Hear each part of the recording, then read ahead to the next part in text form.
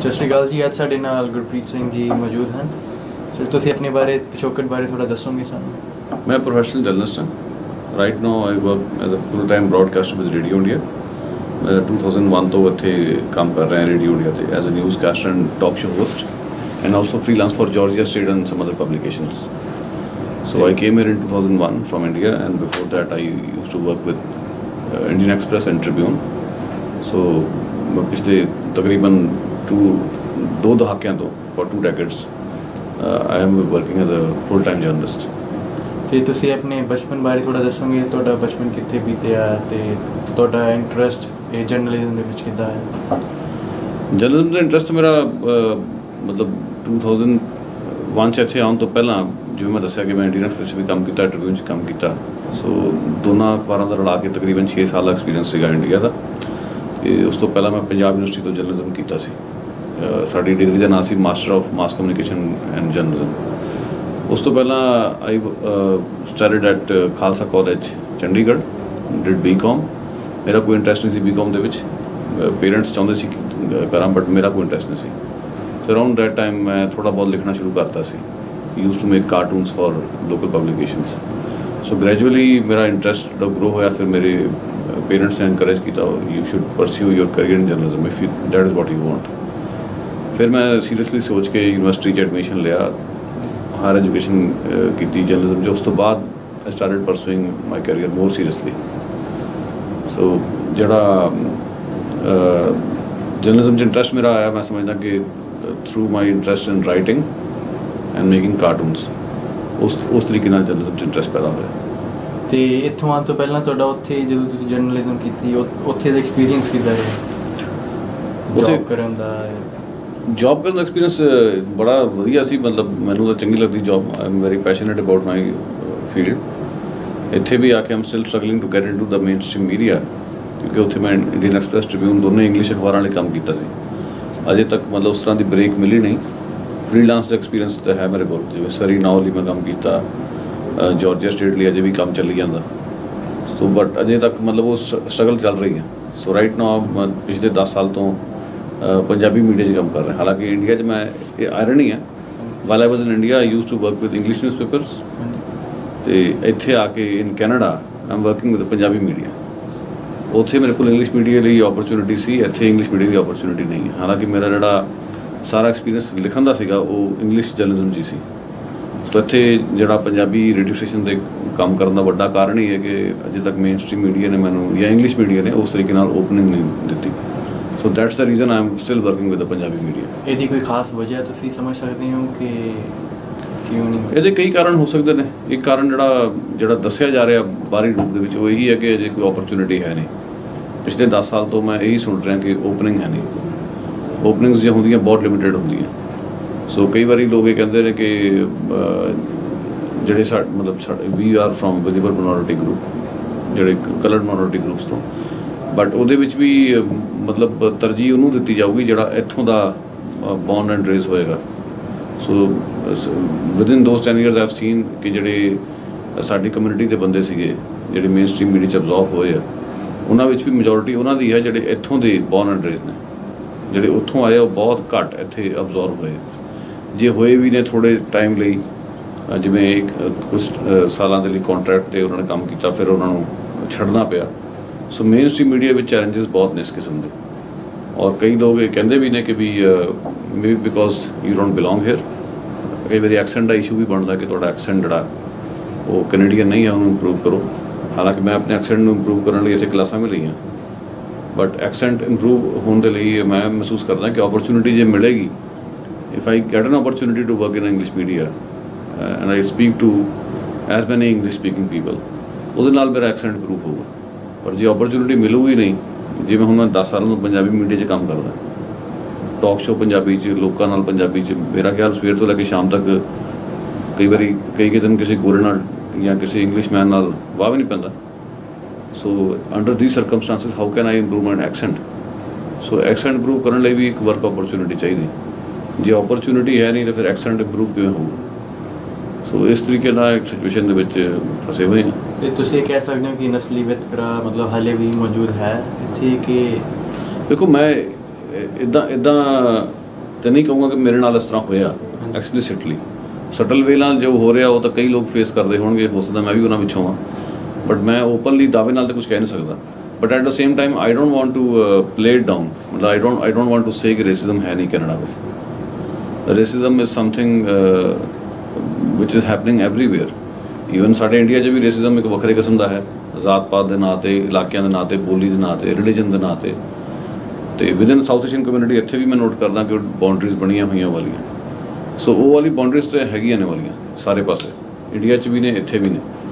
But racism की शक्ल change हो गई। जिस तरह की असीं हिस्टरी च पढ़ते हैं कि बहुत ब्लैटेंट रेसिज्म किसी वेले हुंदा सी कि जिहड़ियां औरतां साडीआं इत्थे सूट पा के बाहर नहीं सी जा सकदियां, साडे बजुर्ग जे पग्गां पा के जांदे सी बाहर ते उन्हां नूं गालां मिलदियां सी। अज सगों कैनेडियन पॉलिटिशियन खुद सूट पा के जां पग्गां बन के वोटां मंगण लई आउंदे। So things have change, but that doesn't mean कि आई एम सेइंग कि भी racism has gone forever. Racism ने अपनी शक्ल चेंज कर ली। हुण वो बायोलॉजिकल या फिजिकल रेसिज्म तो नहीं है, पर एक सटल रेसिज्म है जिहड़ा कि तुहानूं मूँहों कोई नहीं कहूगा भी मैं racist, I don't hate you, just go back to your country. वो वाली गल्लां हुण नहीं होंदियां, बहुत घट गई, बहुत ज़्यादा घट गई। पर रेसिज्म उसके बावजूद भी है, जिसनूं असीं इंस्टीट्यूशनल रेसिज्म कहने हैं कि जो तुसीं जे निगाह मारो कई बार तुहानूं लगदा कि आइस हॉकी दे विच साडे मतलब नौजवान बहुत खेडदे ने, पर किन्ने के लोग ने जे मेन स्ट्रीम टीम्स असीं अपनी कम्यूनिटी दे वेखे या रोड साइड ते जिहड़ी कंस्ट्रक्शन करन वाले जिहड़े काम ने, they are well paid jobs, ਉਹਦੇ 'ਚ ਤੁਸੀਂ ਕਿੰਨੀ ਕੁ ਵਾਰੀ ਆਪਣੀ ਕਮਿਊਨਿਟੀ ਦੇ ਲੋਕਾਂ ਨੂੰ ਕੰਮ ਕਰਦਿਆਂ ਵੇਖਿਆ। So those are the questions we need to raise.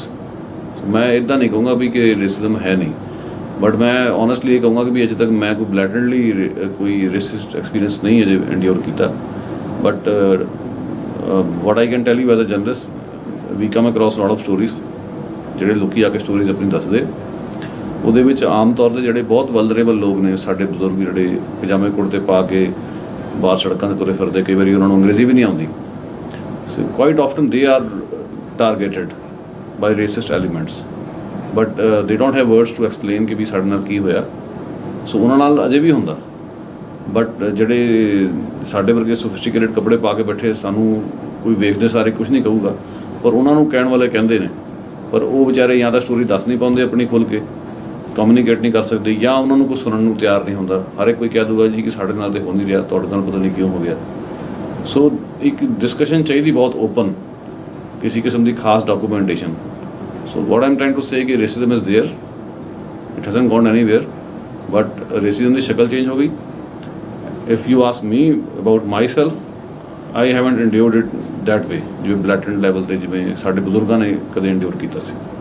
मैं इसे गल पूछना चाहूँगा कि अपनी कैनेडियन हिस्टरी दे विच एक बहुत ही मेरे ख्याल पंजाबी कम्यूनिटी लिए बहुत ही उन्होंने नाइंसाफ़ी की गई सी जो उन्होंने कोमागाटामारू का जहाज़ इत्थे एक आया सीगा। तुसी उस बारे सानू पहला दसना चाहोगे कि की सीगा कोमागाटामारू? देखो 1914 में जहाज़ आया सी, ਉਹਦੇ ਵਿੱਚ 300 ਤੋਂ ਵੱਧ ਹਿੰਦੁਸਤਾਨੀ ਮੁਸਾਫਰ ਸੀ, ਜਿਹਦੇ ਵਿੱਚ ਸਿੱਖ ਵੀ ਸੀਗੇ, ਹਿੰਦੂ ਵੀ ਸੀ, ਮੁਸਲਮਾਨ ਵੀ ਸੀ। ਔਰ ਉਦੋਂ ਇੱਕ ਕੰਟੀਨਿਊਸ ਜਰਨੀ ਲਾਅ ਬਣਿਆ ਸੀ, ਉਹ ਇੱਕ ਬੜਾ ਕਲੀਅਰਲੀ ਰੇਸਿਸਟ ਕਾਨੂੰਨ ਸੀ। ਅੱਜ ਅਸੀਂ ਇਹ ਗੱਲ ਖੁੱਲ੍ਹ ਕੇ ਕਹਿ ਸਕਦੇ ਹਾਂ, ਉਹਦਾ ਕਾਰਨ ਹੈ ਕਿ ਪ੍ਰਾਈਮ ਮਿਨਿਸਟਰ ਸਟੀਵਨ ਹਾਰਪਰ ਨੇ 2008 ਵਿੱਚ ਮਾਫੀ ਮੰਗ ਲਈ ਉਸ ਗੱਲ ਦੀ, ਐਡਮਿਟ ਕੀਤਾ ਕਿ ਉਹ ਜ਼ਿਆਦਤੀ ਸੀ। ਸੋ ਜੇ ਉਹ ਜ਼ਿਆਦਤੀ ਸੀ, ਇਟ ਮੀਨਸ ਕਿ ਸਾਡੇ ਜਿਹੜੇ ਬਜ਼ੁਰਗ ਸੀਗੇ ਉਹ ਠੀਕ ਸੀਗੇ। ਇਟ ਮੀਨਸ ਕਿ ਵੀ ਉਹ ਗੌਰਮੈਂਟ ਵੀ ਐਕਨੋਲੇਜ ਕਰ ਚੁੱਕੀ ਉਹਨੂੰ ਕਿ ਵੀ ਯੈਸ ਉਹ ਇੱਕ ਇਨਜਸਟਿਸ ਸੀ ਉਹਦਾ। ਹੁਣ ਬੇਸ਼ੱਕ ਉਹ ਪਾਰਲੀਮੈਂਟ 'ਚ ਨਹੀਂ ਅਜੇ ਮਾਫੀ ਮੰਗੀ, ਉਹ ਇੱਕ ਡਿਫਰੈਂਟ ਇਸ਼ੂ ਵਾਸਤੇ ਵੱਖਰੀ ਬਹਿਸ ਹੋ ਕੀਤੀ ਜਾ ਸਕਦੀ ਕਿ ਮੰਗੀ ਜਾਵੇ ਜਾਂ ਨਾ ਮੰਗੀ ਜਾਵੇ। ਪਰ ਇਹ ਗੱਲ ਫੈਕਟ ਹੈ ਕਿ ਪ੍ਰਧਾਨ ਮੰਤਰੀ ਦਾ ਆ ਕੇ ਪਬਲਿਕਲੀ ਇਸ ਗੱਲ ਨੂੰ ਐਡਮਿਟ ਕਰਨਾ 2008 ਵਿੱਚ ਕਿ ਉਹ ਇੱਕ ਜ਼ਿਆਦਤੀ ਸੀ, ਇੱਕ ਨਸਲੀ ਵਿਤਕਰਾ ਸੀ। ਸੋ ਮੇਰਾ ਖਿਆਲ ਉੱਥੇ ਇਹ ਕੁਐਸਚਨ ਸੈਟਲ ਹੋ ਜਾਂਦਾ ਕਿ ਜਿਹੜਾ ਉਹ ਕਾਨੂੰਨ ਬਣਿਆ ਸੀ ਉਹ ਬਕਾਇਦਾ ਇਸ ਸੋਚ ਦੇ ਤਹਿਤ ਬਣਿਆ ਸੀ ਕਿ ਕੈਨੇਡਾ ਜਾਂ ਬ੍ਰਿਟਿਸ਼ ਕੋਲੰਬੀਆ ਚਿੱਟਿਆਂ ਦੀ ਕਲੋਨੀ ਰਹੇ, ਇੱਥੇ ਰੰਗਦਾਰ ਲੋਕ ਨਾ ਆ ਸਕਣ। ਉਸ ਵੇਲੇ ਦੀ ਜਿਹੜੀ ਮਜ਼ਦੂਰ ਜਥੇਬੰਦੀਆਂ ਸੀ ਉਹਨਾਂ ਦੇ ਪ੍ਰੈਸ਼ਰ ਥੱਲੇ ਉਹ ਕਾਨੂੰਨ ਬਣਿਆ ਸੀ, ਕੰਟੀਨਿਊਸ ਜਰਨੀ ਲਾਅ। ਸੋ ਉਹਦੇ ਤਹਿਤ ਇਹ ਸੀ ਕਿ ਜਿਹੜਾ ਵੀ ਸ਼ਿਪ ਜਿਹੜਾ ਸਿੱਧਾ ਸਫ਼ਰ ਕਰਕੇ ਆਊਗਾ ਮੁਸਾਫਰਾਂ ਨੂੰ ਲੈ ਕੇ, ਮੁਸਾਫਰਾਂ ਦੇ ਮਤਲਬ ਕੰਟਰੀ ਆਫ ਬਰਥ ਤੋਂ, ਓਰੀਜਨ ਤੋਂ, ਜਿੱਥੇ ਉਹ ਜੰਮੇ ਪਲੇ ਨੇ, ਸਿਰਫ ਉਹਨਾਂ ਲੋਕਾਂ ਨੂੰ ਹੀ ਇੱਥੇ ਆ ਕੇ ਜਹਾਜ਼ ਤੋਂ ਉਤਰਨ ਦੀ ਆਗਿਆ ਮਿਲੇਗੀ। ਔਰ ਇਹ ਉਸ ਵੇਲੇ ਸੰਭਵ ਨਹੀਂ ਸੀ ਕਿਉਂਕਿ ਜਿਹੜੇ ਲੋਕ ਵੀ ਇੱਥੇ ਆਉਂਦੇ ਸੀ ਸਿੱਧਾ ਸਫ਼ਰ ਕਰਕੇ ਆਉਣਾ ਨਾਮੁਮਕਿਨ ਸੀ। ਪਰ ਕੋਮਾਗਾਟਾਮਾਰੂ ਜਿਹੜਾ ਜਹਾਜ਼ ਇੱਥੇ ਆਇਆ, ਉਹ ਜਦੋਂ ਗੁਰਦੀਪ ਸਿੰਘ ਲੈ ਕੇ ਆਏ ਚਾਰਟਰ ਕਰਕੇ, ਉਹਨਾਂ ਦੇ ਮਨ ਵਿੱਚ ਇਹ ਸੀ ਕਿ ਅਸੀਂ ਬ੍ਰਿਟਿਸ਼ ਸਬਜੈਕਟ ਹਾਂ, ਕਿਉਂਕਿ India was under of British occupation and so was Canada ਵੀ ਬ੍ਰਿਟਿਸ਼ ਡੋਮੀਨੀਅਨ ਸੀ। ਸੋ ਉਹਨਾਂ ਨੂੰ ਲੱਗਦਾ ਸੀ ਕਿ ਅਸੀਂ ਬ੍ਰਿਟਿਸ਼ ਸਬਜੈਕਟ ਹੋਣ ਕਰਕੇ ਇੱਕ ਟੈਰੀਟਰੀ ਤੋਂ ਦੂਜੀ ਟੈਰੀਟਰੀ 'ਚ ਟਰੈਵਲ ਕਰਾਂਗੇ ਤੇ ਕੋਈ ਮੁਸ਼ਕਿਲ ਨਹੀਂ ਆਵੇਗੀ, ਜਾਂ ਆਏਗੀ ਵੀ ਅਸੀਂ ਕੋਰਟ 'ਚ ਚੈਲੰਜ ਕਰਾਂਗੇ, ਸ਼ਾਇਦ ਸਾਨੂੰ ਕੋਈ ਰਿਸਪੈਕਟ ਮਿਲ ਜਾਊਗਾ। ਕਿਉਂਕਿ ਉਹਨਾਂ 'ਚ ਇਸ ਗੱਲ ਦੀ ਫੀਲਿੰਗ ਸੀ ਕਿ ਜਿਹੜਾ ਬ੍ਰਿਟਿਸ਼ ਜਿਹੜਾ ਐਮਪਾਇਰ ਹੈ ਬਾਈ ਐਂਡ ਲਾਰਜ ਇਨਸਾਫ ਪਸੰਦ ਆ। ਸੋ ਇਸ ਫੀਲਿੰਗ ਦੇ ਨਾਲ ਉਹਨਾਂ ਨੇ ਜਹਾਜ਼ ਉੱਥੋਂ ਸ਼ੁਰੂ ਕੀਤਾ, ਇੱਥੇ ਪਹੁੰਚੇ ਤੇ ਇੱਥੇ ਆ ਕੇ ਜਦੋਂ ਕੈਨੇਡਾ ਦੀ ਜਿਹੜੀ ਗਵਰਨਮੈਂਟ ਆ ਉਸਨੇ ਉਹਨਾਂ ਨੂੰ ਨਹੀਂ ਉਤਰਨ ਦਿੱਤਾ, ਇਹੀ ਕਿਹਾ ਕਿ ਤੁਸੀਂ ਸਿੱਧੇ ਸਫ਼ਰ ਦੇ ਕਾਨੂੰਨ ਦੀ ਅਵੱਗਿਆ ਕੀਤੀ ਹੈ, ਵੀ ਕੈਨੋਟ ਅਲਾਓ ਯੂ, ਸੋ ਤੁਹਾਨੂੰ ਵਾਪਸ ਜਾਣਾ ਪਏਗਾ। ਸੋ ਬੇਸਿਕਲੀ ਜਿਹੜਾ ਉਹ ਰੇਸਿਸਟ ਕਾਨੂੰਨ ਸੀਗਾ ਉਸ ਨੂੰ ਰੈਜ਼ਿਸਟੈਂਸ ਦਿੱਤੀ ਉਹਨਾਂ ਲੋਕਾਂ ਨੇ, ਗੁਰਦਿੱਤ ਸਿੰਘ ਤੇ ਉਹਦੇ ਮੁਸਾਫਰਾਂ ਨੇ। ਸੋ 2 ਮਹੀਨੇ ਇੱਥੇ ਜਹਾਜ਼ ਰੁਕਿਆ ਰਿਹਾ, ਉਸ ਤੋਂ ਬਾਅਦ ਉੱਥੋਂ ਮੁੜ ਗਿਆ। ਚੰਦ ਕੁ ਮੁਸਾਫਰ ਉਤਾਰੇ ਗਏ, ਜਿਹੜੇ ਉਤਾਰੇ ਗਏ ਉਹਨਾਂ ਦੀ ਵੀ ਕੰਟਰੋਵਰਸੀਜ਼ ਚੱਲਦੀਆਂ ਨੇ ਕਿ ਕੁਝ ਉਹਨਾਂ ਵਿੱਚੋਂ ਸ਼ਾਇਦ ਡਬਲ ਏਜੰਟ ਵੀ ਸੀਗੇ। ਸੋ ਬਾਕੀਆਂ ਨੂੰ ਸਾਰਿਆਂ ਨੂੰ ਮੋੜ ਦਿੱਤਾ ਗਿਆ। ਜਦੋਂ ਉਹਨਾਂ ਨੂੰ ਵਾਪਸ ਮੋੜਿਆ ਗਿਆ, ਉਹਦੇ ਵਿੱਚ ਜਿਹੜੇ ਲੋਕ ਇੱਥੇ ਆਏ ਉਹਨਾਂ ਦੇ ਮਨਾਂ ਵਿੱਚ ਇਹ ਫੀਲਿੰਗ ਸੀ ਕਿ ਅਸੀਂ ਬ੍ਰਿਟਿਸ਼ ਸਬਜੈਕਟ ਹਾਂ, ਸੋ ਸਾਡੇ ਨਾਲ ਮਤਲਬ ਵਿਤਕਰਾ ਨਹੀਂ ਹੋਏਗਾ। ਉਹਨਾਂ ਦਿਨਾਂ ਦੇ ਵਿੱਚ ਗਦਰ ਪਾਰਟੀ ਬਣ ਚੁੱਕੀ ਸੀ। ਗਦਰ ਪਾਰਟੀ ਵਾਸ ਫਾਰਮਡ ਐਨ ਈਅਰ ਅਗੋ 1913 ਦੇ ਵਿੱਚ। ਉਹਦੀ ਕਹਾਣੀ ਤੇ ਕਾਮਾਗਾਟਾ ਮਾਰੂ ਦੀ ਕਹਾਣੀ ਦੀ ਇੱਕ ਸਿਮਿਲੈਰਿਟੀ ਹੈ। ਉਹ ਇਹ ਹੈ ਕਿ ਜਿਹੜੇ ਗਦਰੀ ਸੀ, ਜਿਹੜੇ ਇਹਨਾਂ ਨੇ ਗਦਰ ਪਾਰਟੀ ਬਣਾਈ ਇੱਥੇ ਆ ਕੇ, ਉਹ ਵੀ ਮੋਸਟਲੀ ਬ੍ਰਿਟਿਸ਼ ਸਬਜੈਕਟ ਦੇ ਤੌਰ 'ਤੇ ਇੱਥੇ ਆਏ ਸੀ। ਕਈਆਂ ਨੇ ਉਹਦੇ ਵਿੱਚ ਬ੍ਰਿਟਿਸ਼ ਆਰਮੀ ਲਈ ਨੌਕਰੀਆਂ ਵੀ ਕੀਤੀਆਂ ਸੀਗੀਆਂ। ਸੋ ਜਦੋਂ ਇੱਥੇ ਆਏ ਤਾਂ ਉਹ ਵੀ ਇਸੀ ਫੀਲਿੰਗ ਨਾਲ ਆਏ ਕਿ ਅਸੀਂ ਬ੍ਰਿਟਿਸ਼ ਸਬਜੈਕਟ ਹਾਂ, ਜਦੋਂ ਅਸੀਂ ਜਾਵਾਂਗੇ ਸਾਨੂੰ ਉੱਥੇ ਕੰਮ ਵੀ ਮਿਲੇਗਾ, ਸਾਨੂੰ ਸਾਡੇ ਨਾਲ ਮੁਹੱਬਤ ਪਿਆਰ ਵੀ ਹੋਵੇਗਾ। ਪਰ ਜਦੋਂ ਇੱਥੇ ਆਏ ਤਾਂ ਹਕੀਕਤਾਂ ਹੋਰ ਸੀਗੀਆਂ। ਉਹਨਾਂ ਨੂੰ ਆ ਕੇ ਇੱਥੇ ਨਸਲਵਾਦ ਦਾ ਸਾਹਮਣਾ ਕਰਨਾ ਪਿਆ। ਜਿਹੜੇ ਇੱਥੋਂ ਦੇ ਜਿਹੜੇ ਗੋਰੇ ਸੀਗੇ ਮਜ਼ਦੂਰ, ਉਹ ਸੋਚਦੇ ਸੀ ਸਾਡੇ ਲਈ ਥ੍ਰੈਟ ਨੇ, ਕਿਉਂਕਿ ਜਦੋਂ ਇਹ ਆਉਂਦੇ ਨੇ ਬੜੇ ਘੱਟ ਮਿਹਨਤਾਨੇ ਤੇ ਥੋੜ੍ਹੇ ਵੇਜਸ 'ਤੇ ਕੰਮ ਕਰਦੇ ਨੇ। ਸੋ ਇਸ ਕਰਕੇ ਉਹਨਾਂ ਨੇ ਇਤਰਾਜ਼ ਸ਼ੁਰੂ ਕਰਤੇ। ਉਹਨਾਂ ਦੇ ਪ੍ਰੈਸ਼ਰ ਥੱਲੇ ਜਿਹੜੀ ਸਰਕਾਰਾਂ ਨੇ ਇਸ ਤਰ੍ਹਾਂ ਦੇ ਕਾਨੂੰਨ ਬਣਾਉਣਾ ਸ਼ੁਰੂ ਕੀਤੇ ਕਿ ਤੁਸੀਂ ਫੈਮਿਲੀ ਨਹੀਂ ਲੈ ਕੇ ਆ ਸਕਦੇ, ਫਿਰ ਸਿੱਧਾ ਸਫ਼ਰ ਕਰਕੇ ਜਿਹੜਾ ਹੈ ਤੁਸੀਂ ਆਓਗੇ ਤਾਂ ਤੁਹਾਨੂੰ ਰਹਿਣ ਦਿੱਤਾ ਜਾਊਗਾ। ਔਰ ਇਹ ਦਿਮਾਗ 'ਚ ਰੱਖੋ ਕਿ 1914 'ਚ ਕਾਮਾਗਾਟਾ ਮਾਰੂ ਕਾਂਡ ਹੁੰਦਾ, ਪਰ ਉਸ ਤੋਂ ਪਹਿਲਾਂ ਅਨੇਕਾਂ ਹੀ ਜ਼ਿਆਦਤੀਆਂ ਹੋ ਚੁੱਕੀਆਂ ਸੀ, ਜਿਸ ਦੇ ਵਿੱਚ ਵੋਟ ਪਾਉਣ ਦਾ ਹੱਕ ਵੀ ਖੋਲ੍ਹਿਆ ਗਿਆ ਸੀਗਾ ਹਿੰਦੁਸਤਾਨੀਆਂ ਤੋਂ। ਸੋ ਜ਼ਿਆਦਤੀ ਇੱਕ ਨਹੀਂ ਸੀ ਹੋਈ, ਉਸ ਤੋਂ ਪਹਿਲਾਂ ਵੀ ਅਨੇਕਾਂ ਹੋ ਚੁੱਕੀਆਂ ਸੀ। ਸੋ ਇੱਕ ਜ਼ਮੀਨ ਤਿਆਰ ਹੋ ਚੁੱਕੀ ਸੀ ਗਦਰ ਦੀ। ਸੋ ਗਦਰ ਪਾਰਟੀ ਦੀ ਜ਼ਮੀਨ ਤਿਆਰ ਹੋ ਗਈ। ਉਹ ਜਿਹੜੇ ਲੋਕ ਪਹਿਲਾਂ ਪ੍ਰੋ ਬ੍ਰਿਟਿਸ਼ ਸੀਗੇ, ਉਹਨਾਂ ਨੂੰ ਲੱਗਾ ਕਿ ਸਾਡੇ ਨਾਲ ਨਾਇਨਸਾਫੀਆਂ ਹੋ ਰਹੀਆਂ ਨੇ। ਉਹਨਾਂ ਨੇ ਫਿਰ ਆਪਣੇ ਵੱਲੋਂ ਪਟੀਸ਼ਨਿੰਗ ਵੀ ਕੀਤੀ। ਅਸੀਂ ਕਹਿੰਦੇ ਕਿ ਗਦਰ ਪਾਰਟੀ ਜਿਹੜੀ ਸੀ ਹਿੰਸਾ 'ਚ ਵਿਸ਼ਵਾਸ ਰੱਖਦੀ ਸੀ, ਇਹ ਫੈਕਟ ਹੈ। ਪਰ ਉਸ ਤੋਂ ਪਹਿਲਾਂ ਪਟੀਸ਼ਨਿੰਗ ਵੀ ਹੋ ਰਹੀ ਸੀ। ਇੱਥੋਂ ਬਕਾਇਦਾ ਡੈਲੀਗੇਟ ਜਾਂਦੇ ਰਹੇ ਲੰਡਨ ਜਾ ਕੇ। ਉਹਨਾਂ ਨੇ ਉਸ ਵੇਲੇ ਬ੍ਰਿਟਿਸ਼ ਗਵਰਨਮੈਂਟ ਨੂੰ ਮਿੰਨਤਾਂ ਕੀਤੀਆਂ ਕਿ ਸਾਡੀ ਹੈਲਪ ਕਰੋ, ਅਸੀਂ ਤੁਹਾਡੀ ਆਰਮੀ ਲਈ ਕੰਮ ਕੀਤਾ, ਅਸੀਂ ਜਿਹੜੀ ਪਹਿਲੀ ਮਿਊਟਰੀ ਨੂੰ ਦਬਾਉਣ ਦੀ ਵੀ ਕੋਸ਼ਿਸ਼ ਕੀਤੀ ਹੈ, ਅਸੀਂ ਤੁਹਾਡੇ ਬੜੇ ਵਫਾਦਾਰ ਰਹੇ ਹਾਂ, ਤਾਂ ਸਾਡੇ ਲਈ ਕੁਝ ਰਿਆਇਤਾਂ ਕਰੋ। ਪਰ ਬ੍ਰਿਟਿਸ਼ ਗਵਰਨਮੈਂਟ ਸੁਣ ਨਹੀਂ ਸੀ ਰਹੀ।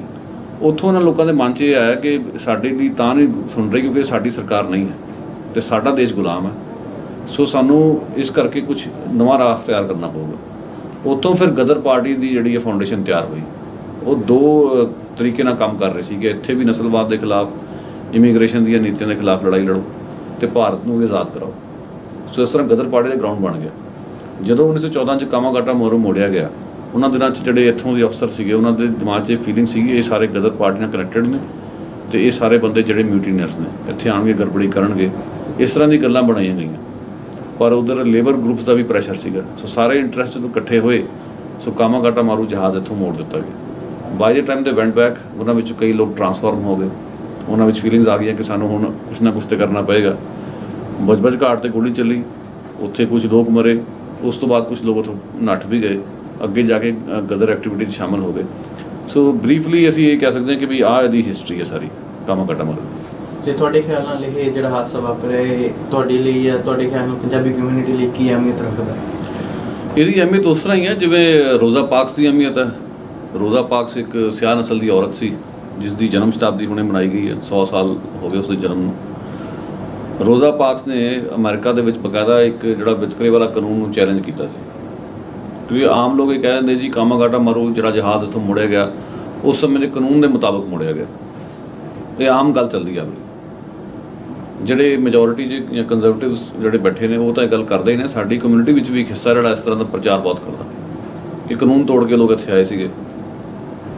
ਪਰ ਸਵਾਲ ਇਹ ਉੱਠਦਾ ਕਿ ਵੀ ਕੀ ਕਾਨੂੰਨ ਜਿਹੜਾ ਸੀ, ਵਾਟ ਐਵਰ ਲਾਅ ਇਟ ਵਾਜ਼, ਕੀ ਉਹ ਫੇਅਰ ਸੀ, ਕੀ ਉਹ ਜਸਟ ਸੀ? ਜਦੋਂ ਸਰਕਾਰਾਂ ਜ਼ਿਆਦਤੀਆਂ ਕਰਦੀਆਂ ਕਈ ਵਾਰੀ ਕਾਨੂੰਨ ਵੀ ਗਲਤ ਬਣਾਉਂਦੀਆਂ।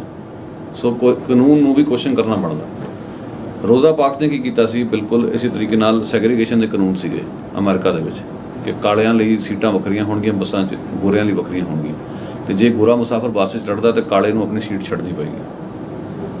ਹੁਣ ਅੱਜ ਬਿਲਕੁਲ ਇਹ ਗੱਲ ਓਪਨਲੀ ਸਾਰੇ ਕਹਿੰਦੇ ਕੋਈ ਕਾਨੂੰਨ ਗੱਲ ਸੀਗਾ, ਉਹਦਾ ਰੇਸਿਸਟ ਕਾਨੂੰਨ ਸੀ। ਉਹ ਜਦੋਂ ਕਾਨੂੰਨ ਸੀਗਾ ਉਹ ਕਾਨੂੰਨ ਸੀ, ਇਹ ਗੱਲ ਤੇ ਮੰਨ ਸਕਦੇ ਆਪਾਂ ਇੱਕ ਫੈਕਟ ਦੇ ਤੌਰ 'ਤੇ, ਬਟ ਉਹ ਕਾਨੂੰਨ ਅਸੂਲੀ ਤੌਰ 'ਤੇ ਗਲਤ ਸੀ, ਨਸਲੀ ਕਾਨੂੰਨ ਸੀ। ਸੋ ਰੋਜ਼ਾ ਪਾਰਕਸ ਨੇ ਉਹਦਾ ਵਿਰੋਧ ਕੀਤਾ, ਉਹ ਕਾਨੂੰਨ ਤੋੜਿਆ, ਗ੍ਰਿਫਤਾਰੀ ਦਿੱਤੀ। ਬਿਲਕੁਲ ਉਸੇ ਤਰ੍ਹਾਂ ਬਾਬਾ ਗੁਰਦਿੱਤ ਸਿੰਘ ਨੇ ਵੀ ਜਦੋਂ ਕਾਮਾਗਾਟਾ ਮਾਰੂ ਜਹਾਜ਼ ਇੱਥੇ ਲੈ ਕੇ ਆਏ, ਇੱਕ ਤਰੀਕੇ ਨਾਲ ਉਹ ਜਿਹੜਾ ਕਾਨੂੰਨ ਸੀਗਾ ਜਿਹੜਾ ਜਿਹਨੂੰ ਅੱਜ ਪ੍ਰਧਾਨ ਮੰਤਰੀ ਸਟੀਵਨ ਹਾਰਪਰ ਕਹਿ ਰਹੇ ਗਲਤ ਸੀ, ਉਹਨੂੰ ਚੈਲੰਜ ਕੀਤਾ ਸੀ। ਸੋ ਇਸ ਕਰਕੇ ਸਾਡੇ ਲਈ ਉਸ ਦੀ ਰੈਲੇਵੈਂਸ ਰਹੂਗੀ। ਔਰ ਉਸ ਤੋਂ ਅਗਲੀ ਕਰਕੇ ਸਾਨੂੰ ਇਹ ਵੇਖਣਾ ਪਏਗਾ ਕਿ ਅੱਜ ਉਹਦੀ ਰੈਲੇਵੈਂਸ ਕੀ ਹੈ, ਕਿਉਂਕਿ ਅੱਜ ਵੀ ਬੇਸ਼ੱਕ ਹਾਰਪਰ ਸਾਹਿਬ ਨੇ ਮਾਫੀ ਤਾਂ ਮੰਗ ਲਈ, ਪਰ ਅੱਜ ਵੀ ਜ਼ਿਆਦਤੀਆਂ ਹੋ ਰਹੀਆਂ ਵੱਖਰੇ ਵੱਖਰੇ ਤਰੀਕੇ ਨਾਲ। ਫੈਮਿਲੀ ਕਲਾਸ ਦੇ ਲੋਕਾਂ ਨੂੰ ਬੜੀਆਂ ਪਰੇਸ਼ਾਨੀਆਂ ਹੋ ਰਹੀਆਂ ਇੱਥੇ ਆਉਣ 'ਚ।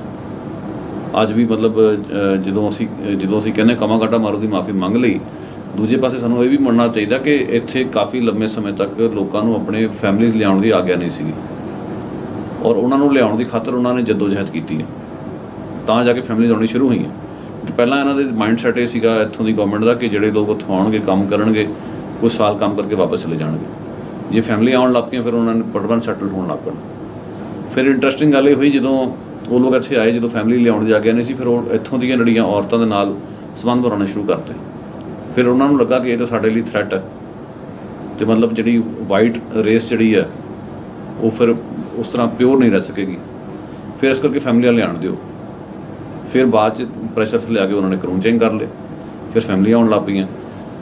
ਅੱਜ ਵੀ ਦੇਖੋ ਤੇ ਫੈਮਿਲੀਜ਼ ਨੂੰ ਜਿਹੜੀ ਰੀਯੂਨੀਫਿਕੇਸ਼ਨ ਦੀ ਗੱਲ ਚੱਲ ਰਹੀ ਹੈ, still a very controversial issue, ਬਹੁਤ ਮੁਸ਼ਕਿਲਾਂ ਆ ਰਹੀਆਂ। ਫਿਰ ਜਿਹੜੇ ਤਾਮਿਲ ਰਿਫਿਊਜੀ ਇੱਥੇ ਆਏ ਉਹਨਾਂ ਪ੍ਰਤੀ ਜਿਸ ਤਰ੍ਹਾਂ ਦੀ ਸਖਤ ਰਵੱਈਆ ਸਰਕਾਰ ਦਾ, ਰਿਫਿਊਜੀਆਂ ਪ੍ਰਤੀ ਸਖਤ ਰਵੱਈਆ। ਸੋ ਲੱਗਦਾ ਇੱਦਾਂ ਕਿ ਮਾਫੀ ਵਾਲੀ ਤਾਂ ਗੱਲ ਹੋ ਗਈ 100 ਸਾਲ ਪਹਿਲਾਂ ਜੋ ਕੁਝ ਹੋਇਆ, ਲੇਕਿਨ ਅੱਜ ਜਿਹੜੇ ਸੁਧਰੇ ਹੋਏ ਰੂਪ ਵਿੱਚ ਵੀ ਕਈ ਤਰ੍ਹਾਂ ਦੀ ਗੱਲਾਂ ਹੋ ਰਹੀਆਂ, ਉਸ ਦੇ ਪ੍ਰਤੀ ਲੋਕ ਜਾਗਰੂਕ ਹੋਣ। ਇਸ ਲਈ ਕਾਮਾਗਾਟਾ ਮਾਰੂ ਦੀ ਹਿਸਟਰੀ ਨੂੰ, ਗੁਰਦਿੱਤ ਸਿੰਘ ਦੇ ਇਤਿਹਾਸ ਨੂੰ ਯਾਦ ਰੱਖਣਾ ਜ਼ਰੂਰੀ ਹੈ।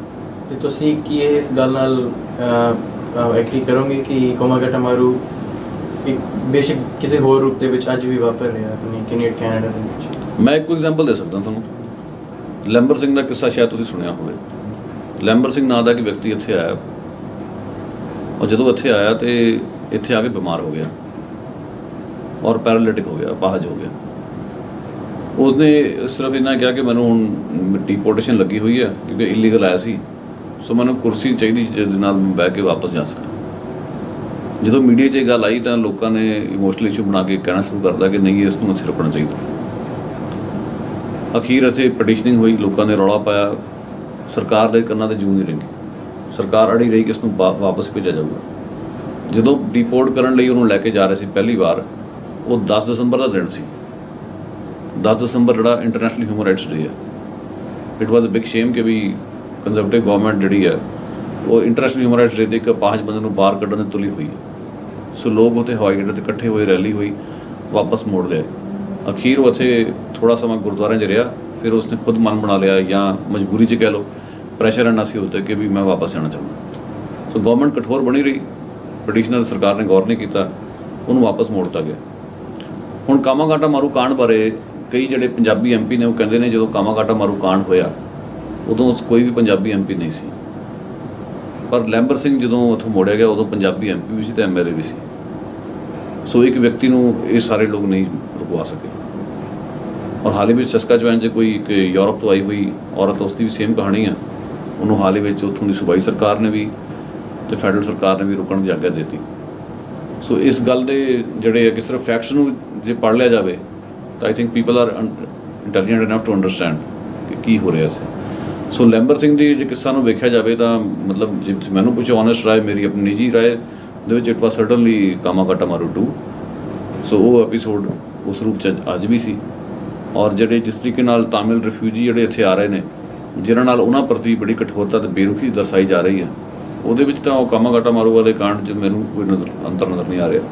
ਸਿਰਫ ਇਹ ਕਿ ਸ਼ਕਲਾਂ ਬਦਲ ਗਈਆਂ, ਸਿਚੁਏਸ਼ਨ ਚੇਂਜ ਹੋ ਗਈ, ਕੈਰੈਕਟਰ ਚੇਂਜ ਹੋ ਗਏ, ਥੋੜ੍ਹੀ ਜਿਹੀ ਫਾਰਮੇਸ਼ਨ ਚੇਂਜ ਹੋ ਗਈਆਂ, ਪਰ ਜਿਹੜੀ ਨਾਇਨਸਾਫੀ ਕਿਸੇ ਨਾ ਕਿਸੇ ਰੂਪ 'ਚ ਅਜੇ ਵੀ ਚੱਲ ਰਹੀ ਹੈ।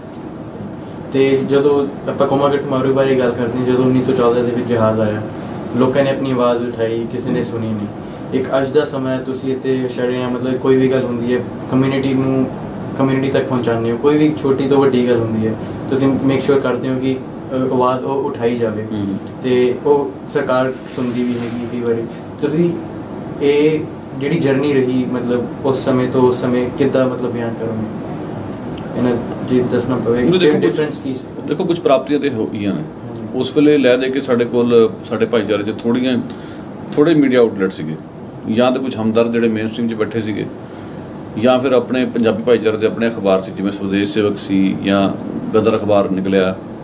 ਸੋ ਇਸ ਤਰ੍ਹਾਂ ਦੇ ਅਖਬਾਰ ਸੀਗੇ ਉਦੋਂ ਵੀ, ਪਰ ਉਹਨਾਂ ਦੀ ਰੀਚ ਕਿੰਨੀ ਕੁ ਸੀਗੀ। ਅੱਜ ਹੁਣ ਇਹ ਕਿ ਜਦੋਂ ਮੇਨ ਸਟ੍ਰੀਮ ਮੀਡੀਆ ਵੀ ਨੋਟਿਸ ਲੈਂਦਾ ਕਿ ਪੰਜਾਬੀ ਮੀਡੀਆ 'ਚ ਕੀ ਗੱਲ ਹੋਈ ਆ, ਕੋਈ ਇਸ਼ੂ ਇਸ ਤਰ੍ਹਾਂ ਦਾ ਉੱਠਦਾ ਤੇ ਉਹ ਆ ਕੇ ਜ਼ਰੂਰ ਪੁੱਛਦੇ ਪੰਜਾਬੀ ਮੀਡੀਆ ਨੂੰ ਕਿ ਤੁਹਾਡੇ ਮੀਡੀਆ ਰਾਹੀਂ ਲੋਕ ਕੀ ਕਹਿ ਰਹੇ ਨੇ। ਸੋ ਵੀ ਜਨਰਲੀ ਟੈਲ ਦੈਮ ਕਿ ਦਿਸ is what people are saying. ਉਹਦੇ ਨਾਲ ਜਿਹੜੀ ਇੱਕ ਮਤਲਬ ਉਹਨਾਂ ਦੀ ਆਵਾਜ਼ ਸਾਡੇ ਰਾਹੀਂ ਮੇਨ ਸਟ੍ਰੀਮ 'ਚ ਪਹੁੰਚ ਜਾਂਦੀ ਸੌਖੀ। ਸੋ ਉਹਨਾਂ ਲਈ ਵੀ ਗੌਜ ਕਰਨਾ ਸੌਖਾ। ਪਲੱਸ ਸਾਡੇ ਚੁਣੇ ਹੋਏ ਨੁਮਾਇੰਦੇ ਵੀ ਨੇ, ਕੋਈ ਪੁਲਿਸ 'ਚ ਵੀ ਹੈ, ਕੋਈ ਪਾਲਿਸੀ ਮੇਕਰਾਂ 'ਚ ਵੀ ਬੈਠਾ। ਫਰਕ ਤਾਂ ਪਿਆ ਉਸ ਚੀਜ਼ 'ਚ, ਇਸ 'ਚ ਕੋਈ ਸ਼ੱਕ ਨਹੀਂ। ਜਿਹੜਾ ਉਹਨਾਂ ਨੇ ਉਸ ਵੇਲੇ ਮੁਸ਼ਕਿਲਾਂ ਝੱਲੀਆਂ ਉਹਦਾ ਫਾਇਦਾ ਨਵੀਂ ਜਨਰੇਸ਼ਨ ਨੂੰ ਹੋਇਆ, ਔਰ ਉਸ ਦੇ ਵਿੱਚ ਕੁਝ ਚੰਗੀਆਂ ਐਗਜ਼ਾਮਪਲਾਂ ਵੀ ਹੋਈਆਂ, ਕੁਝ ਚੰਗੇ ਸੁਧਾਰ ਵੀ ਹੋਏ। ਅਸੀਂ ਉਹਨੂੰ ਇਹ ਨਹੀਂ ਕਹਿੰਦੇ ਵੀ ਉਹਨੂੰ ਇਗਨੋਰ ਕਰ ਦਿਓ, ਜੋ ਚੰਗਾ ਹੋਇਆ ਉਹਨੂੰ ਚੰਗੇ ਨੂੰ ਚੰਗਾ ਹੀ ਕਹਿਣਾ ਚਾਹੀਦਾ। ਔਰ ਸਰ ਡਨ ਹਾਰਪਰ ਸਾਹਿਬ ਨੇ ਮਾਫੀ ਮੰਗੀ ਹੈ, ਔਰ ਅੱਜ ਕਾਮਾਗਾਟਾ ਮਾਰੂ ਦੇ ਪ੍ਰੋਜੈਕਟਸ ਨੂੰ ਪੈਸੇ ਵੀ ਦਿੱਤੇ ਜਾ ਰਹੇ ਨੇ ਕਿ ਤਾਂ ਜੋ ਉਸ ਦੇ ਬਾਰੇ ਲੋਕਾਂ ਨੂੰ ਵੱਧ ਤੋਂ ਵੱਧ ਪਤਾ ਹੋਵੇ। ਸੋ ਉਹ ਸਾਰਾ ਕੁਝ ਚੰਗਾ ਵੀ ਹੋਇਆ, ਪਰ ਜਿਹੜਾ ਇਹ ਵਾਲਾ ਸਫ਼ਰ ਹੈ ਮੈਂ ਸਮਝਦਾ ਕਿ ਜਿਹੜਾ ਉਹ ਉਸ ਵੇਲੇ ਚੱਲ ਰਿਹਾ ਸੀ ਉਹ ਮੁੱਕਿਆ ਨਹੀਂ। ਆਪਾਂ ਇਹ ਨਹੀਂ ਕਹਿ ਸਕਦੇ ਕਿ ਸਫ਼ਰ ਖਤਮ ਹੋ ਗਿਆ, ਅਸੀਂ ਮੰਜ਼ਿਲ 'ਤੇ ਪਹੁੰਚ ਗਏ, ਹੁਣ ਅਸੀਂ ਆਰਾਮ ਨਾਲ ਬੈਠੀਏ। ਅਜੇ ਇਸ ਤਰ੍ਹਾਂ ਨਹੀਂ ਹੋਇਆ, ਅਜੇ ਵੀ ਸਫ਼ਰ ਬਹੁਤ ਲੰਮਾ ਪਿਆ, ਬਹੁਤ ਕੁਝ ਕਰਨ ਵਾਲਾ। ਰੇਸਿਜ਼ਮ ਦੀ ਸ਼ਕਲ ਬਦਲ ਗਈ, ਉਹਨੂੰ ਚੈਲੰਜ ਕਰਨ ਦੀ ਲੋੜ ਹੈ। ਇਮੀਗ੍ਰੇਸ਼ਨ ਦੇ ਆਪਣੇ ਚੈਲੰਜਿਸ ਨੇ, ਉਹਨਾਂ ਉੱਪਰ ਸਾਨੂੰ ਕੁਐਸਚਨ ਮਾਰਕ ਲਾਉਣ ਦੀ ਲੋੜ ਹੈ। ਰਾਦਰ ਹੁਣ ਇਹ ਹੋ ਗਿਆ ਕਿ ਕਮਿਊਨਿਟੀ ਦੇ ਪੈਰਾਡਾਈਮਸ ਬੜੇ ਅਜੀਬ ਤਰੀਕੇ ਨਾਲ ਚੇਂਜ ਹੋ ਗਏ। ਜਿਸ ਵੇਲੇ ਕਾਮਾਗਾਟਾ ਮਾਰੂ ਹੋਇਆ ਉਸ ਵੇਲੇ ਜਿਹੜੇ ਗੁਰਦੁਆਰੇ ਦੀ ਲੀਡਰਸ਼ਿਪ ਸੀਗੀ, ਉਸ ਜਿਹੜੀ ਮੈਜੋਰਿਟੀ ਲੀਡਰਸ਼ਿਪ ਸੀ ਉਹ ਬੜੇ ਐਕਟਿਵਿਸਟਾਂ ਦੀ ਲੀਡਰਸ਼ਿਪ ਸੀ। ਅੱਜ ਸਿਚੁਏਸ਼ਨ ਹੋ ਗਈ ਚੇਂਜ। ਅੱਜ ਬਹੁਤੇ ਜਿਹੜੇ ਗੁਰਦੁਆਰੇ ਮੰਦਰਾਂ ਦੇ ਲੀਡਰ ਨੇ ਦੇ ਆਰ ਪ੍ਰੋ ਐਸਟੈਬਲਿਸ਼ਮੈਂਟ, ਕਿਉਂਕਿ ਉਹਨਾਂ ਤੋਂ ਸਰਕਾਰਾਂ ਤੋਂ ਗਰਾਂਟਾਂ ਮਿਲਦੀਆਂ ਨੇ, ਸਰਕਾਰਾਂ ਉਹਨਾਂ ਨੂੰ ਗਰਾਂਟਾਂ ਦੇ ਕੇ ਵੋਟਾਂ ਲੈਂਦੀਆਂ ਨੇ।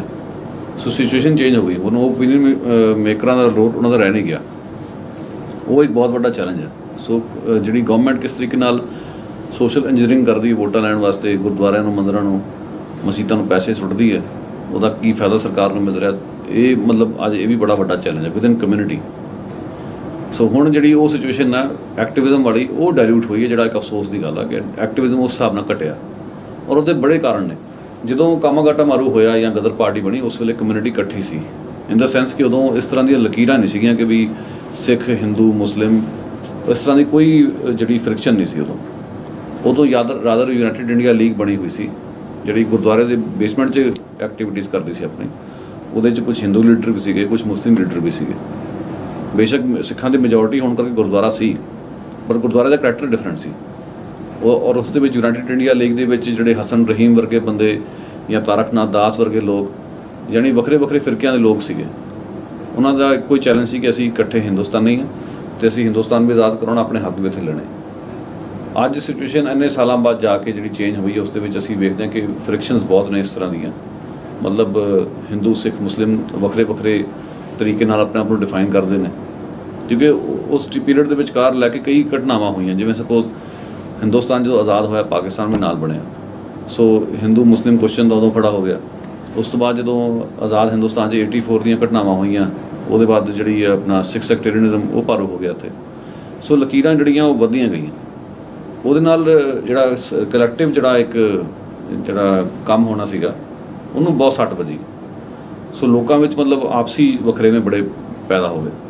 ਹੁਣ ਤਾਂ ਹਾਲਾਤ ਇਹ ਬਣੇ ਕਿ ਵਿਦਨ ਕਮਿਊਨਿਟੀ ਵੀ, ਵਿਦਨ ਸਾਊਥ ਏਸ਼ੀਅਨ ਕਮਿਊਨਿਟੀ ਵੀ ਡਿਵੀਜ਼ਨਸ ਨੇ, ਵਿਦਨ ਸਿੱਖ ਕਮਿਊਨਿਟੀ ਵੀ ਡਿਵੀਜ਼ਨਸ ਨੇ, ਮੋਡਰੇਟ ਫੰਡਾਮੈਂਟਲਿਸਟ ਵੱਖਰੇ ਨੇ।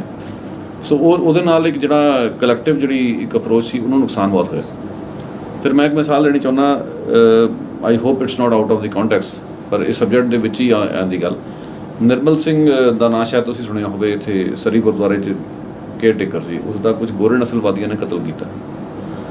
ਉਦੋਂ ਮੋਡਰੇਟ ਜਿਹੜੇ ਲੀਡਰ ਸੀ ਬਲਵੰਤ ਸਿੰਘ, ਉਹਨਾਂ ਨੇ ਪ੍ਰੀਮੈਚੋਰਲੀ ਕਹਿਤਾ ਜੀ ਇਹ ਤਾਂ ਫੰਡਾਮੈਂਟਲਿਸਟਾਂ ਦਾ ਕੰਮ ਹੈ, ਕਿਉਂਕਿ ਉਹਨਾਂ ਦਿਨਾਂ 'ਚ ਟਸਲ ਚੱਲ ਰਹੀ ਸੀ ਆਪਸ 'ਚ। ਬਾਅਦ 'ਚ ਕਲੀਅਰ ਹੋਇਆ ਕਿ ਨਿਊ ਨਾਜ਼ੀਆਂ ਦਾ ਕੰਮ ਸੀ। ਫਿਰ ਉਹਨਾਂ ਨੂੰ ਮਾਫੀ ਮੰਗਣੀ ਪਈ।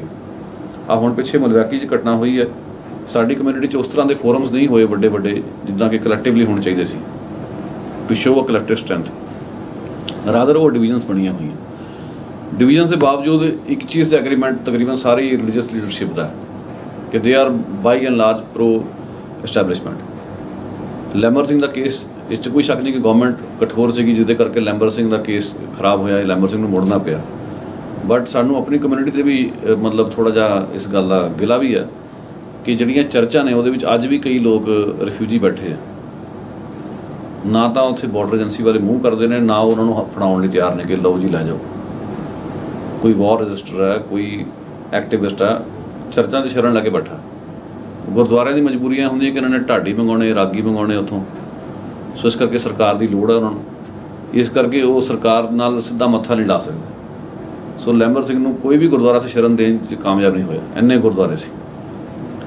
ਦੂਸਰੀ ਗੱਲ ਹੈ ਕਿ ਜਿਹੜਾ ਇਸ ਟਾਈਮ ਜਿਹੜਾ ਟ੍ਰੈਂਡ ਚੱਲ ਰਿਹਾ, ਜਦੋਂ ਅਫਗਾਨਿਸਤਾਨ ਜਿਹੜੇ ਕੈਨੇਡੀਅਨ ਫੌਜੀ ਮਰੇ ਨੇ ਉਹਨਾਂ ਦੀ ਯਾਦ ਵਿੱਚ ਯੱਗ ਖੁਲਾਏ ਗਏ ਮੰਦਰਾਂ 'ਚ, ਮਸਜਿਦਾਂ ਵਿੱਚ ਰਿਕਰੂਟਮੈਂਟ ਚੱਲ ਰਹੀ ਹੈ, ਗੁਰਦੁਆਰੇ ਵਿੱਚ ਰਿਕਰੂਟਮੈਂਟ ਚੱਲ ਰਹੀ ਹੈ ਫੌਜ ਲਈ। ਜਦੋਂ ਵਿਸਾਖੀ ਦੀ ਪਰੇਡਾਂ ਆਉਂਦੀਆਂ ਉਦੋਂ ਫੌਜ ਦੀਆਂ ਗੱਡੀਆਂ ਤੁਰੀਆਂ ਫਿਰਦੀਆਂ ਨੇ।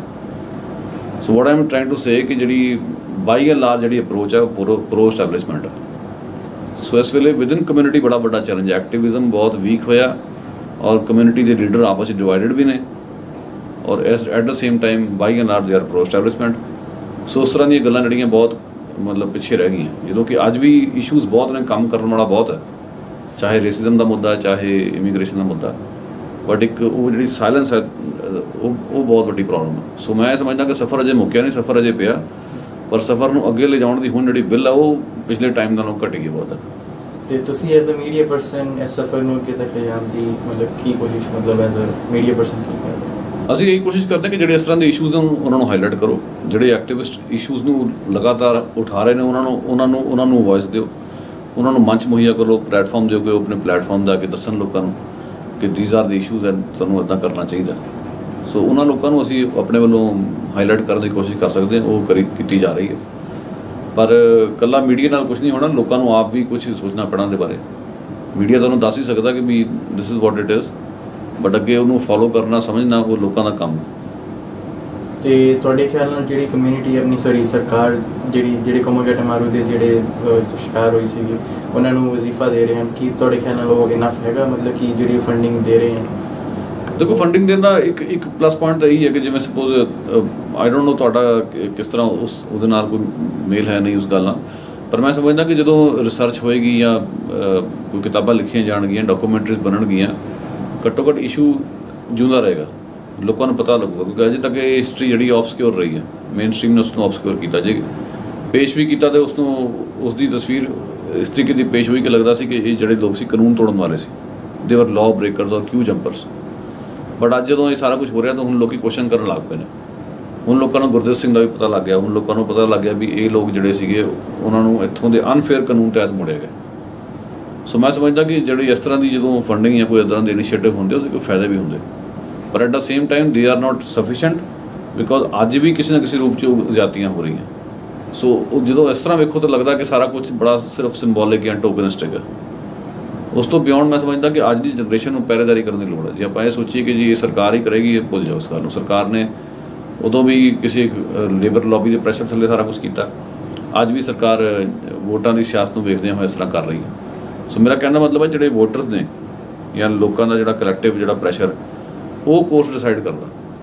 ਜਦੋਂ ਤੱਕ ਬੈਲੈਂਸ ਆਫ ਪਾਵਰ ਪੰਜਾਬੀਆਂ ਕੋਲ ਨਹੀਂ ਸੀਗੀ ਉਦੋਂ ਤੱਕ ਰੇਸਿਸਟ ਲੋਕਾਂ ਦੀ ਸੁਣੀ ਜਾਂਦੀ ਸੀ, ਤੁਹਾਡੇ ਤੋਂ ਵੋਟ ਪਾਉਣ ਦਾ ਹੱਕ ਵੀ ਖੋਲ੍ਹਿਆ ਗਿਆ, ਫੈਮਿਲੀ ਲਿਆਉਣ ਦੀ ਆਗਿਆ ਨਹੀਂ ਸੀ। ਅੱਜ ਬੈਲੈਂਸ ਆਫ ਪਾਵਰ ਤੁਹਾਡੇ ਹੱਥ 'ਚ ਹੈ, ਤੁਹਾਡੇ ਕੋਲ ਵੋਟ ਦੀ ਤਾਕਤ ਹੈ, ਸਰਕਾਰ ਹੋਰ ਤਰ੍ਹਾਂ ਪੇਸ਼ ਆ ਰਹੀ ਹੈ।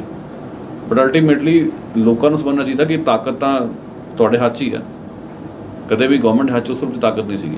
ਗਵਰਨਮੈਂਟ ਨੇ ਜਦੋਂ ਵੀ ਐਕਟ ਕੀਤਾ ਲੋਕਾਂ ਦੀ ਵਿਲ ਦੇ ਥੱਲੇ ਆ ਕੇ ਐਕਟ ਕੀਤਾ। ਔਰ ਮੈਂ ਸਮਝਦਾ ਕਿ ਜਿਵੇਂ ਕੰਜ਼ਰਵੇਟਿਵ ਗਵਰਨਮੈਂਟ ਅਸੀਂ ਗੱਲ ਕਰਦੇ ਹਾਂ, ਕੰਜ਼ਰਵੇਟਿਵ ਗਵਰਨਮੈਂਟ ਜਿਹੜੀ ਸੀ ਉਹਨੇ ਹੀ ਜਹਾਜ਼ ਮੋੜਿਆ ਸੀ ਉਦੋਂ, ਔਰ ਹੁਣ ਜੇ ਮਾਫੀ ਮੰਗੀ ਤਾਂ ਉਹਨਾਂ ਨੇ ਮੰਗੀ। ਅਤੇ ਲਿਬਰਲ ਗਵਰਨਮੈਂਟ ਨੇ ਕਾਨੂੰਨ ਬਣਾਇਆ ਸੀਗਾ ਅਤੇ ਲਿਬਰਲ ਗਵਰਨਮੈਂਟ ਦਾ ਜਿੰਨਾ ਚਿਰ ਰਾਜ ਰਿਹਾ ਉਹਨਾਂ ਨੇ ਮਾਫੀ ਵੀ ਨਹੀਂ ਮੰਗੀ।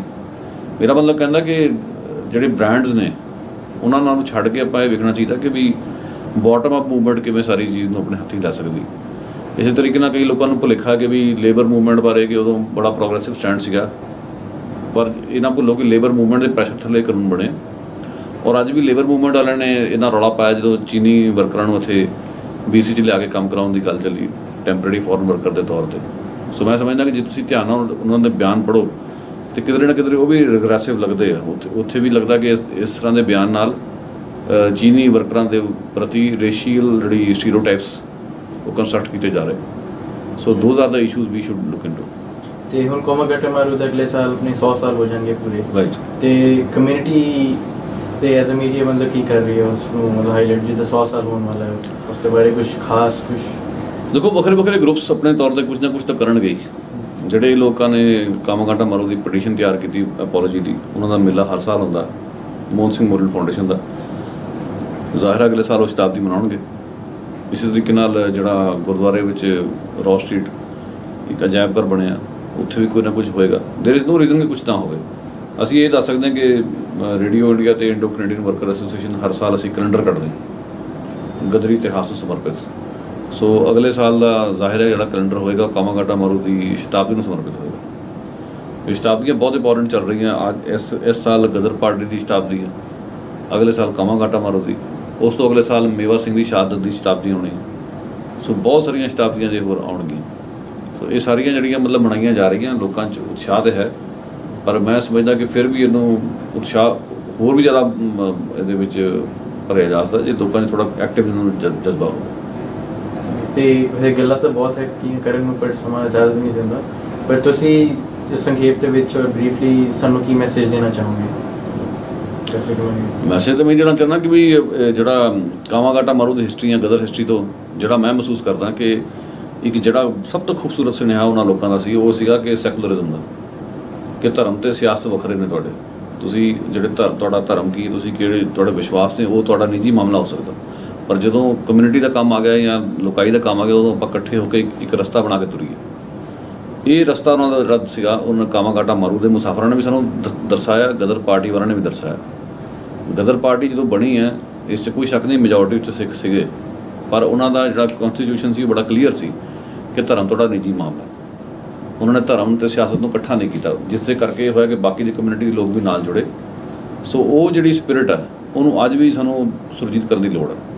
ਕਾਮਾਗਾਟਾ ਮਾਰੂ ਦੀ ਸ਼ਤਾਬਦੀ ਵੇਲੇ ਵੀ ਇਹ ਗੱਲ ਉਠਾਈ ਜਾਣੀ ਚਾਹੀਦੀ, ਗਦਰ ਪਾਰਟੀ ਵੇਲੇ ਵੀ ਚੁੱਕੀ ਜਾਣੀ ਚਾਹੀਦੀ, ਕਿਉਂਕਿ ਐਪਰੋਪ੍ਰੀਏਸ਼ਨ ਜਿਹੜੀ ਹੋ ਰਹੀ ਹੈ ਕਿ ਜਿਹੜੇ ਉਹਨੂੰ ਸਿਰਫ ਸਿੱਖ ਪਾਰਟੀ ਵੱਲੋਂ ਜਾਂ ਸਿੱਖ ਮੂਵਮੈਂਟ ਬਣਾ ਕੇ ਪੇਸ਼ ਕੀਤਾ ਜਾ ਰਿਹਾ, ਉਹ ਵੀ ਜਸਟਿਸ ਨਹੀਂ ਕਰ ਰਹੇ। ਅਤੇ ਜਿਹੜੇ ਲੋਕ ਉਹਨੂੰ ਸਿਰਫ ਅਤੇ ਸਿਰਫ ਇਸ ਤਰੀਕੇ ਨਾਲ ਪੇਸ਼ ਕਰ ਰਹੇ ਨੇ ਕਿ ਜੀ ਕਿ ਵੀ ਹਿੰਦੁਸਤਾਨ ਦੇ ਨਾਲ ਜੋੜ ਕੇ, ਅਤੇ ਇੰਡੀਅਨ ਜਿਹੜੀ ਇਸਟੈਬਲਿਸ਼ਮੈਂਟ ਆ ਉਹ ਵੀ ਜਿਹੜੀ ਗਲਤੀਆਂ ਕਰ ਰਹੀ ਆ, ਉਹ ਵੀ ਮਤਲਬ ਸਹਿਣਯੋਗ ਨਹੀਂ। ਸੋ ਜਿਹੜੇ ਐਪਰੋਪ੍ਰੀਏਸ਼ਨ ਜਿਹੜੀਆਂ ਹੋ ਰਹੀਆਂ, ਉਹ ਤੋਂ ਬਚਣ ਲਈ ਸਭ ਤੋਂ ਵਧੀਆ ਢੰਗ ਹੈ ਕਿ ਤੁਸੀਂ ਆਪ ਹੀ ਗਦਰ ਪਾਰਟੀ ਬਾਰੇ, ਕਾਮਾਗਾਟਾ ਮਾਰੂ ਬਾਰੇ ਪੜ੍ਹੋ ਅਤੇ ਆਪ ਇਨਸਾਫ ਕਰੋ, ਅਤੇ ਜਿਹੜੀ ਸੈਕੂਲਰ ਸੋਚ ਜੂੰਦੀ ਰੱਖ ਕੇ ਲੋਕਾਂ ਨੂੰ ਜੇ ਜੋੜ ਕੇ ਪੀਪਲ ਯੂਨਿਟੀ 'ਤੇ ਜ਼ੋਰ ਦਿੱਤਾ ਜਾਵੇ, ਤਾਂ ਮੈਂ ਸਮਝਦਾ ਕਿ ਸਮਾਜ ਬੜਾ ਵਧੀਆ ਬਣ ਸਕਦਾ, ਸੋਸ਼ਲ ਜਸਟਿਸ ਦੇ ਉੱਤੇ ਚੰਗਾ ਕੰਮ ਹੋ ਸਕਦਾ। ਤੁਹਾਡਾ ਬਹੁਤ ਬਹੁਤ ਧੰਨਵਾਦ। ਥੈਂਕ ਯੂ ਜੀ। Thank you. ਓਕੇ ਜੀ, ਓਕੇ।